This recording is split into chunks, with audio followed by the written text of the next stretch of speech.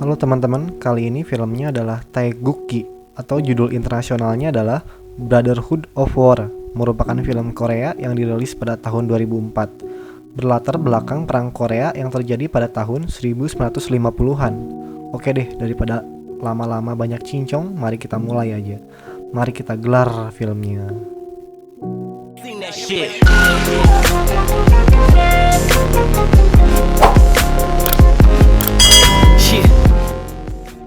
Film dimulai dengan adegan penggalian situs korban perang Korea.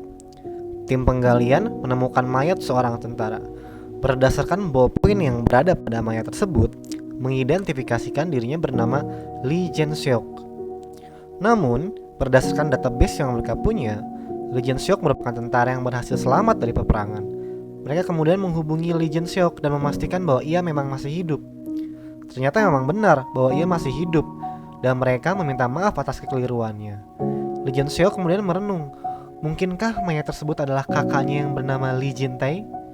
Kakaknya yang dulu ikut berperang dalam perang Korea yang selama ini ia kira masih hidup, dan membuatnya mencarinya sampai ke daratan Cina. Ia pun pergi ke situs penggalian yang terletak di suatu perbukitan, ditemani sang cucu, untuk memastikan siapakah sebenarnya mayat yang mereka baru temukan tersebut. Kemudian ceritanya kembali flashback ke masa lalu di Seoul pada tahun 1950. Lee Jin-tae merupakan seorang tukang semir sepatu, sedangkan Lee Jae-seok merupakan siswa SMA yang mempunyai prestasi yang sangat baik. Lee Jin-tae sangat mencintai adiknya.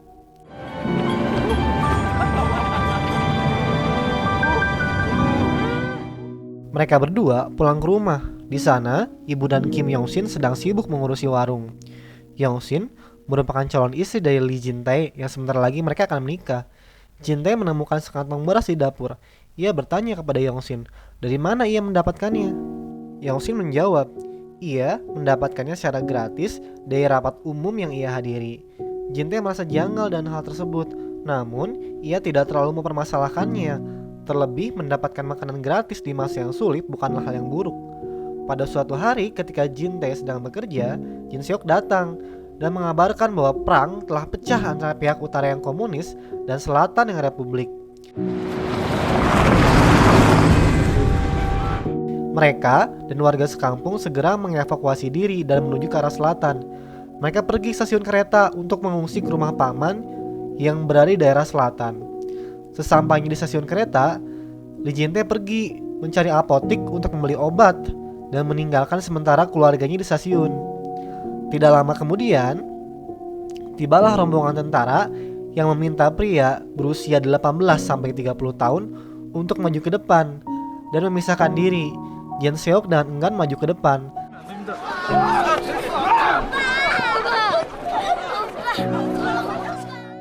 Ternyata mereka yang dipilih maju ke depan dipaksa untuk ikut pergi bersama kereta yang membawa tentara pelajar yang sebentar lagi akan berangkat. Jin-tae yang baru kembali dari apotik kaget mendengar hal tersebut. Ia segera naik ke kereta dan mencari Jae-seok. Ia memaksa kepada tentara untuk menurunkan adiknya karena adiknya memiliki riwayat penyakit jantung yang membuatnya tidak cocok untuk menjadi tentara. Jae-seok bahkan memukuli tentara agar adiknya bisa kabur dari kereta. Namun perjuangannya sia-sia. Keduanya terjebak dalam kereta dan mau tidak mau terpaksa harus ikut wajib militer dan bersiap terjun ke medan perang melawan pihak komunis.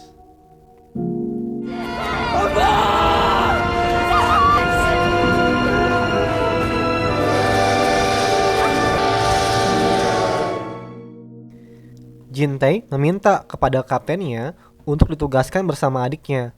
Kaptennya menyetujui dan mereka kemudian ditempatkan di front Sungai Nakdong, front pertahanan terakhir dari kota Busan dari gempuran pihak komunis utara.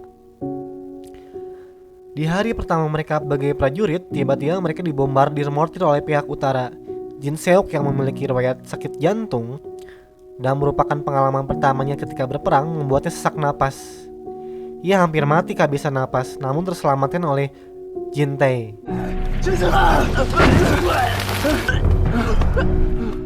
Sadar bahwa adiknya tak akan bertahan lama dalam peperangan karena sakit jantungnya, Jin-tae meminta kepada komandannya untuk memulangkan adiknya. Komandannya memberitahu bahwa Cara satu-satunya memulangkan adiknya adalah dengan cara ia mendapatkan medali penghargaan yang harus didapat lewat aksi-aksi heroik yang dilakukannya. Sejak saat itu, Jin-tae mulai mengajukan diri sebagai sukarelawan bagi tugas-tugas yang berat demi mendapatkan medali. Mereka mendapat kabar bahwa garis suplai makanan dan batalion di sekitarnya telah dikuasai oleh pihak utara. Artinya, front Sungai Nakdong terisolasi dan terkepung oleh pihak musuh. Komandannya memerintahkan beberapa tentara untuk menanam ranjau sebagai garis pertahanan. Lee Jin-tae mengajukan diri sebagai sukarelawan demi langkah awal mendapatkan medali. Operasi penanaman ranjau tidak berlangsung mulus. Mereka disergap oleh pihak utara.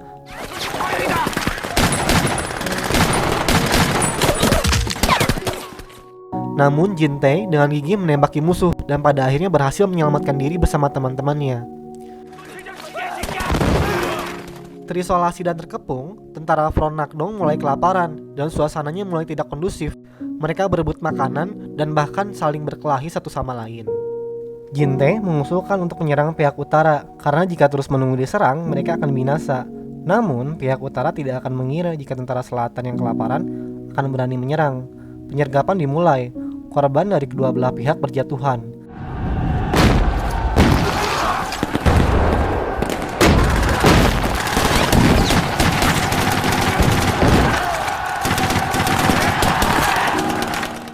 Salah satu bunker yang memuat senjata otomatis laras panjang menembaki tentara selatan. Jin-tae dengan berani maju merangsek ke depan dan meledakkan bunker tersebut. Mereka berhasil merebut pos tentara utara dan Lee Jin-tae menjadi pahlawannya. Kemenangan mereka dan kabar bahwa tentara Amerika telah tiba untuk membantu pihak selatan membawa angin segar bagi mereka. Jin-tae pun mendapat kenaikan pangkat menjadi sersan. Ia mendapatkan sanjungan dan popularitas atas aksi heroiknya.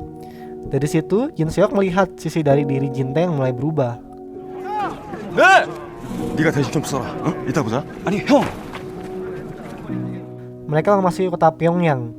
Salah satu tugas mereka adalah merebut Pyongyang dan menangkap hidup-hidup petinggi tentara pihak utara. Baku tembak terjadi, pihak utara yang memberikan perlawanan yang sengit.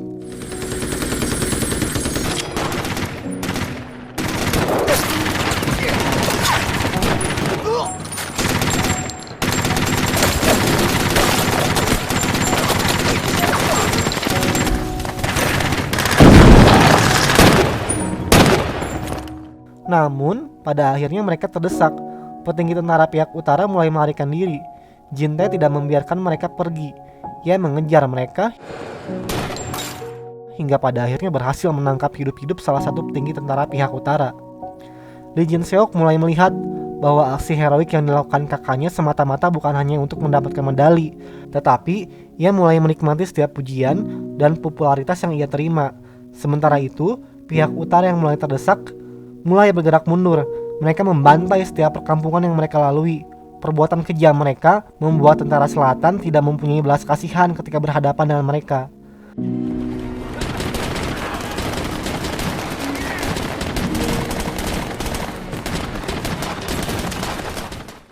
Keras dan kejamnya peperangan mulai membuat Jin-tae berubah. Ketika mereka hendak mengeksekusi tahanan perang, ternyata salah satu dari mereka adalah sahabat Jin-tae dan Jin Seok ketika perang belum pecah. Ia berada di pihak komunis karena dipaksa bergabung dan diancam dibunuh jika tidak mau. Meskipun begitu, Jin-tae tetap akan membunuh pria tersebut. Namun Jin Seok datang dan menyelamatkannya. Dari sahabatnya itu, Jin Seok mendapat kabar bahwa ibunya sakit keras. Ibu dan ketiga adiknya diurusi sendiri oleh Yongsin. Mereka bertahan hidup dari beras yang didapat Yongsin dengan cara menghadiri rapat umum setiap hari. Kabar gembira datang. Jin-tae akan segera mendapatkan medali penghargaan yang akan diberikan langsung oleh komandannya sendiri. Namun, kabar gembira diiringi dengan kabar buruk. Pihak komunis utara mendapat bala bantuan pasukan sebanyak 100.000 dari pihak Cina. Keadaan pun berbalik. Pihak selatan yang awalnya terus merangsek ke arah utara, akhirnya harus mundur ke arah selatan untuk menyusun strategi perang yang baru. Dalam upaya penarikan mundur, Lee Jin-tae dianugerahi medali penghargaan dalam acara yang sederhana. Ia pun segera mencari Jin Seok. Ia mendapat kabar bahwa Jin Seok kembali ke kampung halaman untuk menemui keluarganya. Jin-tae pun pergi menyusul Jin Seok yang pergi ke kampung halamannya. Jin Seok tiba di rumahnya. Ia bertemu dengan Kim Yong-sin.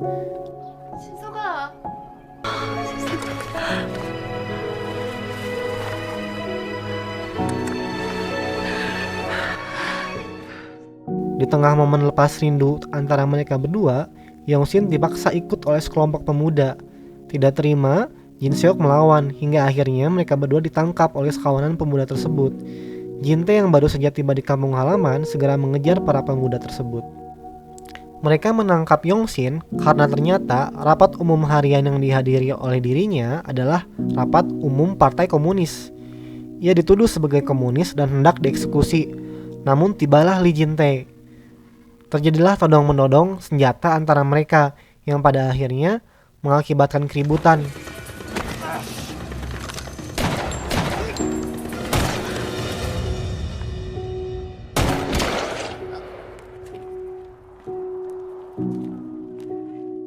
Jin-tae dan Jin Seok ditangkap dan dijadikan tawanan perang atas keributan yang mereka lakukan.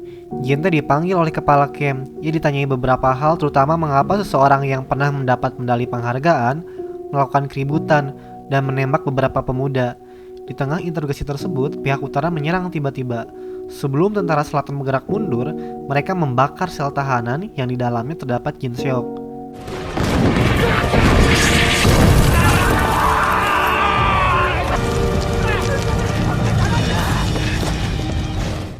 Dalam runtuhan kebakaran tersebut, Jin-tae menemukan pena milik Lee Jin Seok di dekat mayat yang terbakar habis. Kehilangan Kim Yong-sin dan Lee Jin Seok dalam waktu yang hampir bersamaan membuat hatinya sangat hancur. Namun, di luar sepengetahuan Lee Jin-tae, ternyata Jin Seok berhasil selamat dari kebakaran dan dirawat di suatu camp rumah sakit. Ia akan segera dibebas tugaskan dan kembali ke rumahnya untuk merawat ibunya. Kabar mengejutkan datang. Ia diberitahu bahwa sang kakak, Lee Jin-tae, berpindah sisi menjadi komunis. Di pihak utara, ia memimpin pasukan bernama Pasukan Bendera. Pembelotan seorang tentara selatan yang pernah mendapat medali penghargaan menjadi tentara komunis merupakan propaganda yang kuat, sehingga ia diterima baik di pihak komunis. Lee Jin Seok yang mendengar kabar tersebut urung untuk bebas tugas dan memilih kembali ke medan perang untuk menemui kakaknya. Di medan perang, ia maju ke arah musuh dan menyerahkan diri. Ia meminta untuk dipertemukan dengan Jin-tae yang sekarang menjadi komandan pasukan bendera. Permintaannya dikabulkan. Ia dikawal oleh seorang tentara untuk dipertemukan dengan kakaknya. Namun, di tengah perjalanan, kontak senjata antara kedua belah pihak pecah. Pihak selatan yang dibantu oleh pasukan udara Amerika berhasil merangsuk masuk ke arah tentara komunis. Jin Seok terus bergerak sembari membunuh beberapa tentara komunis yang menghalanginya. Datanglah bala bantuan bagi pihak utara, yaitu pasukan bendera. Di situ, Jin Seok melihat kakaknya. Ia berkelahi dengan kakaknya dan saling bertukar pukulan satu sama lain. Jin-tae benar-benar telah berubah. Kematian orang-orang yang disayangnya membuatnya penuh dengan kebencian. Sampai-sampai ia tidak sadar jika orang yang ia pukuli adalah adiknya sendiri.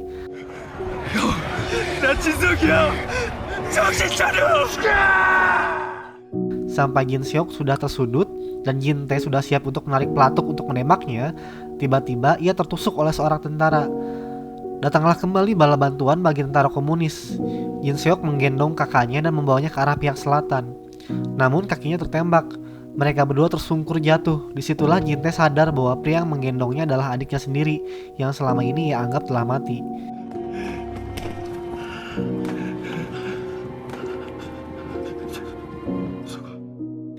Jin-tae berhasil meyakinkan Jin Seok untuk pergi terlebih dahulu. Ia berjanji akan pergi menyusul dan segera kembali pulang ke rumah. Namun alih-alih ikut mengamankan diri, Jin-tae segera mengambil senjata otomatis laras panjang dan menembaki pasukan utara yang terus berdatangan.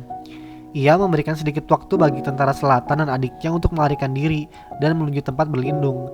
Di situ terbukti bahwa ternyata Lee Jin-tae bukanlah seorang tentara selatan yang berpaham demokratis ataupun tentara utara yang berpaham komunis. Ia hanyalah seorang kakak yang sangat menyayangi adik dan keluarganya.